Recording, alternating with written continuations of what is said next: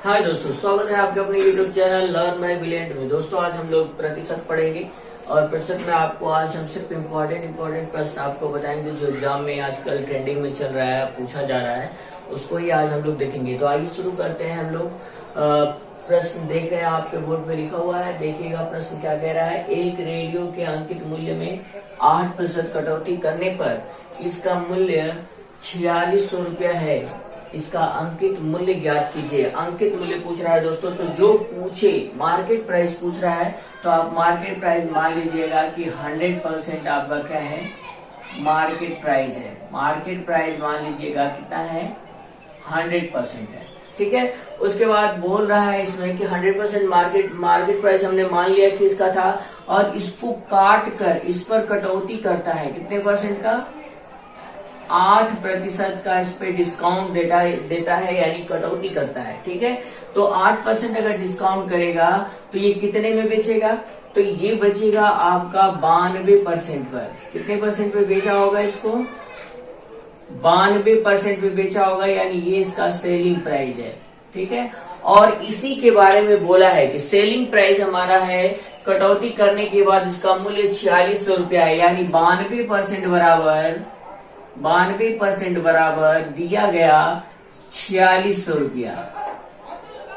ठीक है, तो आप 1% निकालिएगा। ठीक है, तो 46 एक कम 46 और 46 दूना की होता है 92, है ना, और फिर 2 से कटाइएगा तो होता है 2 5 10 यानी 50, यानी 1% बराबर, आप 1% बराबर पहले निकालिएगा, 1% बराबर 50 रुपया। तो आपको निकालना क्या है, मार्केट प्राइस निकालना है। तो मार्केट प्राइस आपका कितना है, 100% है, तो 100% निकाल लीजिएगा। जब 100% निकालिएगा तो 100 से बस मल्टीप्लाई कर लीजिएगा, यानी 100 से जब मल्टीप्लाई करेंगे तो ये हो जाएगा 5000 रुपया। ये आपका आंसर हो जाएगा। और ये आप देख सकते किस ऑप्शन में दिया गया, तो ऑप्शन बी में आपको दिखाई दे रहा है। तो ऐसे करना है आपको, फिर से सुन लीजिएगा। इसको कैसे करना है आपको, सिंपल, जो नहीं दिया गया उसको 100% मानिए, डिस्काउंट दिया गया उस पर 8% यानी 92% पे बेचा गया, उसके बाद 1% निकालिएगा और उसके बाद 100% निकाल दीजिएगा, ये मार्केट प्राइस हो जाएगा। तो आइए कुछ और भी एग्जाम्पल लेते और समझने की कोशिश करते, आइए देख लेते।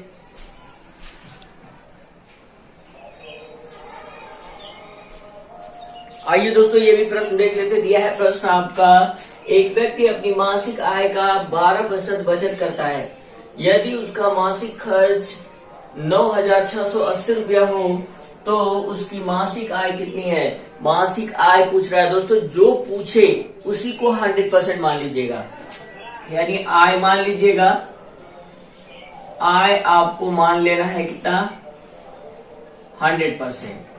ठीक है, अब 100% आय इसका है और आय में ही खर्च करेगा, आय से ही खर्च करेगा और बचत भी करेगा। ठीक है, तो आप देखिए आय जब दिया गया, इसका आय 100% हमने मान लिया, तो इसका 2 चीज होगा इसमें, बचत करेगा, एक बचत करेगा और एक खर्च करेगा। ठीक है, तो जब वो बोला है सवाल में कि बचत वो करता है 12% का, 100% में अगर 12% वो बचत कर देता है तो कितना परसेंट खर्च किया होगा, तो बस 12 उठाइएगा और 100 में से माइनस कर दीजिएगा। जब माइनस करिएगा तो आएगा 88%। दोस्तों यही दिया गया कि वो जो है 88% प्रतिशत में 88% खर्च करता है और रुपए में 9680 रुपया खर्च करता है, यानी 88% बराबर रुपया 9680। इसको आप 1% बराबर निकाल लीजिएगा और फिर 100%। तो चलिए कटा लेते। 11 से जब कटाएंगे इसको, 11 से ये कट जाएगा, 11 से कटाइएगा तो 11 8 88 है ना, और इसको कटाइएगा तो 11 8 88 बचेगा आपका, फिर से यहाँ पे 8, फिर 88 हो जाएगा, 11 8 88 आप कटा लीजिएगा 8 से, 8 कम 8 और ये 110 बार में कट जाएगा, यानी 1% बराबर 110 रुपया। तो आपको क्या निकालना है, आपको आय निकालना है। तो आय दिया गया 100%, तो आप 100% बस निकाल लीजिएगा। 100% जो है लिखिएगा तो 110 पे 2 जीरो और बढ़ जाएगा, यानी 110 और 2 जीरो और बढ़ा दीजिएगा, ये आपका आंसर हो जाएगा। यानी 11,000 रुपया उसका वेतन था, जिसमें से वो 12% बचत करता है और 88% खर्च करता है, तो खर्च उसका 9,680 रुपया होता। तो आपका मूल वेतन क्या था उसका? 11,000 रुपया था। और ये ऑप्शन दिया गया बी में। ऐसे करना है आपको दोस्तों। और भी बहुत सारे एग्जाम्पल है, आइए कुछ और भी एग्जाम्पल देखते और आसानी से लगाते हैं। जैसे अभी आपको बताया गया, बिल्कुल ऐसे ही आसानी से हम लोग लगा लेंगे। आइए कुछ देख लेते हैं एग्जाम्पल। आइए दोस्तों, ये भी प्रश्न देख लेते हैं। ये भी प्रश्न आपका इंपॉर्टेंट है, देख लेते हैं इसको कैसे लगाना है। बिल्कुल सेम वैसे ही लगाएंगे जैसे हमने 2 सवाल अभी लगाया है, उसी तरह से सेम बिल्कुल लगाया जाएगा। चलिए पढ़ते हैं, सवाल क्या है।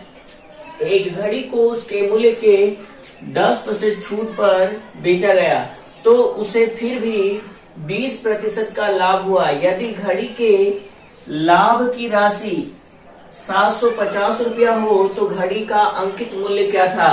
दोस्तों अंकित मूल्य, फिर से अंकित मूल्य पूछा, तो अंकित मूल्य फिर से मानिएगा, जो पूछेगा दोस्तों वही मान लीजिएगा, ठीक है। तो चलिए मान लेते हैं कि हमारा जो है मार्केट प्राइस जो है, मार्केट प्राइस, यहाँ 3 चीज आपको याद करना है। एक मार्केट, आपको 3 चीज आपके पास होना चाहिए, एक मार्केट प्राइस, एक सेलिंग प्राइस और एक कास्ट प्राइस, तभी आप निकाल पाएंगे। तो सबसे पहले आप निकालिएगा, मानिएगा, जो पूछा है उसे मानना है आपको। तो मार्केट प्राइस मानिएगा, ठीक है ना। मार्केट प्राइस आप मानिएगा कि 100% था। कितना था? 100% मार्केट प्राइस था, ठीक है। अब क्या करता है, इसको बेचता है। वो बोला है सवाल में कि बेचता है, उसे कितने % छूट पर? 10% के छूट पर बेचता है। जब 10% के छूट पर बेचता तो उसका सेलिंग प्राइस, अब सेलिंग प्राइस यहाँ पे हो जाएगा, बेचेगा, जब भी बेचेगा तो सेलिंग प्राइस होगा। तो सेलिंग प्राइस क्या हो जाएगा? तो सेलिंग प्राइस जब भी बेचेगा तो सेलिंग प्राइस होगा। तो सेलिंग प्राइस 10% जब छूट पर बेचा है तो 10% क्या करिएगा? माइनस कर दीजिएगा, तो आएगा 90%। यानी इसका सेलिंग प्राइस जो था वो 90% था, ठीक है। अब आगे बढ़ते, अब कह रहा है कि बेचने पर, फिर जब बेचता है इसको जब बेच देता है फिर से, तो क्या होता है? इसको 20% लाभ हो जाता है। अब यहां से जब बेचता है तो उसे 20% लाभ होता है। कितने % लाभ होता है? 20% लाभ होता है। जब 20% लाभ होगा तो आपको कास्ट प्राइस पहले ज्ञात करना होगा, तभी आप लाभ, रियल लाभ निकाल सकते हैं कि कितना % लाभ हुआ है। तो आपको कास्ट प्राइस निकालना है, कास्ट प्राइस, ठीक है। तो कास्ट प्राइस जब निकालेंगे तो कास्ट प्राइस किस फार्मूले में निकालेंगे? तो फार्मूला आपका होता है cost price is equal to होता सेलिंग प्राइस इंटू 100 बटा में होता, अगर लाभ हो रहा है तो 100 प्लस प्रॉफिट %, ठीक है दोस्तों। इस पे रख के आपको निकालना है। तो चलिए रख देते हैं। सेलिंग प्राइस 90% है तो 90% रख दीजिएगा, गुणे 100 हो जाएगा। फिर आपको रखना है नीचे 100 प्लस 20% का लाभ हुआ तो 120 हो जाएगा। कटाइएगा, 0 से 0 कैंसिल हो जाएगा, 3 से कटाएंगे तो 3 3 9 और 3 चौका 12, 4 से कटाइएगा 100 को तो 25 बार में कट जाएगा। यानी जब गुणा करिएगा 25 का और 3 का तो आएगा 75%। क्योंकि सारा प्रतिशत में था इसलिए ये भी प्रतिशत में आएगा। कितना आया? 75%। कास्ट प्राइस क्या था इसका? 75% था, ठीक है। अब लाभ देखिएगा, लाभ हानि सेलिंग प्राइस और कास्ट प्राइस पे ही डिपेंड करता है, ठीक है। तो यहाँ पे 90% आपका लाभ था, सॉरी 90% आपका सेलिंग प्राइस और कास्ट प्राइस जो है वो आपका 75%। तो देखिए लाभ प्रतिशत क्या है, तो माइनस जब करिएगा तो आएगा आपका 15%। और यही दिया गया कितना दे रहा है आप देख सकते हैं, सवाल में दिया गया ये कि ये आपका कितना है? 750 रुपया है। बस तो आप 1% निकालिएगा तो आएगा 50 रुपया। तो आपको निकालना मार्केट प्राइस, तो 100% निकाल लीजिएगा। जब 100% निकालिएगा तो हो जाएगा 5000 रुपया। ये आंसर हो जाएगा। आप देख सकते हैं किस ऑप्शन में दिया गया, तो ऑप्शन बी में दिखाई दे रहा है दोस्तों। ऐसे ही करना है आपको। इस तरह का सवाल जब भी पूछे, आपको लाभ तभी निकाल पाएंगे जब आपके पास सेलिंग प्राइस और कास्ट प्राइस हो, ठीक है ना। तो इसमें मार्केट प्राइस हम लोग मानेंगे 10% छूट पर बेचा तो 90% में बेचेगा, 90% में बेचा है तो कास्ट प्राइस क्या था उसका, तो 20% पर कास्ट प्राइस निकाल लीजिएगा तो आएगा 75। दोनों का अंतर 15, 15 बराबर दिया गया 750 रुपया, 1% बराबर 50 रुपया, तो 100% बराबर निकाल दीजिएगा तो आ जाएगा 5000 रुपया। ऐसे करना है आपको इस तरह का सवाल। आइए कुछ और भी एग्जाम्पल लेते हैं, कुछ हट के। इस तरह का जितना भी सवाल होगा लगाइएगा, कमेंट बॉक्स में लिखिएगा। सवाल अगर नहीं आपको समझ में आता तो हमसे पूछ लीजिएगा कमेंट बॉक्स में लिख के। आइए कुछ और भी एग्जाम्पल देख लेते हैं।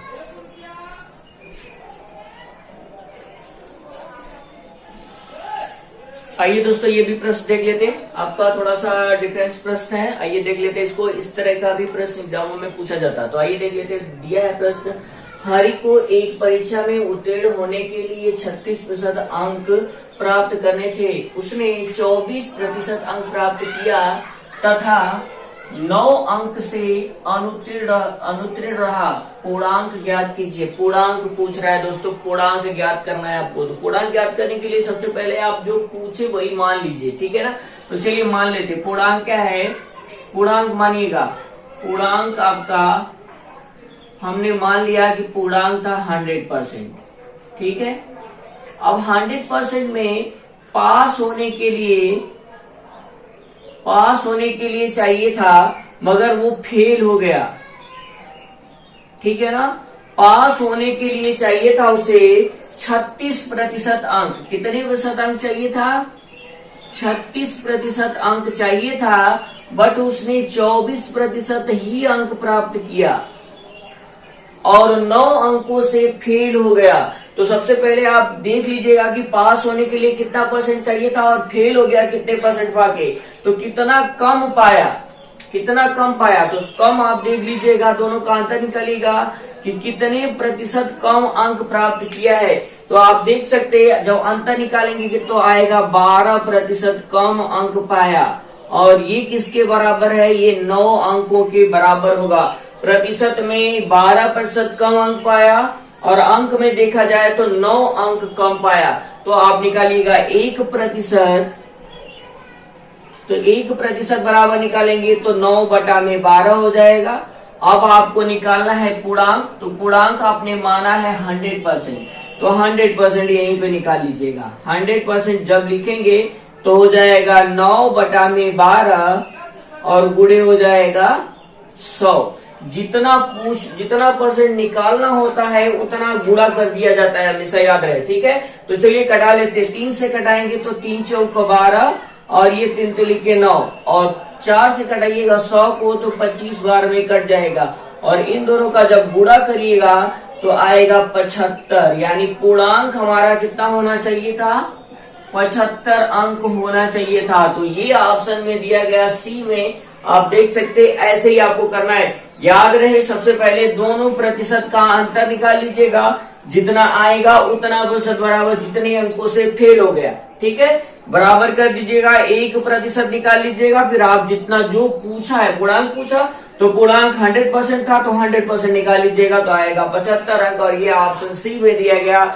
ऐसे करना है। इस तरह की जितने भी प्रश्न है दोस्तों, अभी आपको जो प्रश्न हम बताए ये एग्जामों में पूछे गए प्रश्न थे और एग्जामों में पूछता है, यही पैटर्न बनाकर पूछता है इस चैप्टर से। तो जो भी अब आपको सवाल अगर समझ में नहीं आया हो या आपको कुछ पूछना हो तो कमेंट बॉक्स में आप जरूर लिखिएगा।